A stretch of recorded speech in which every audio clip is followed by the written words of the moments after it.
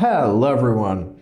So, if you wanna know how to open and close download mode on your Xiaomi 14 Pro, first we are to turn off our phone. So hold your power button to summon your power off menu and swipe up to power it off. Now, let's wait a few seconds.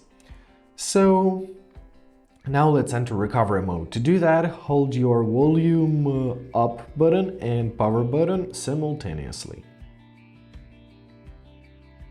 Alright, as we see the logo appeared, release your power button but keep on holding your volume up button. And we've entered our recovery mode. Now, let's navigate through it by using volume up and volume down button, and you are using your power key to confirm your choice. So, now let's go to connect with Mi Assistant, tap on it. Next, you are to connect your Xiaomi to computer using a USB cable. Make sure that necessary Mi software installed on your PC.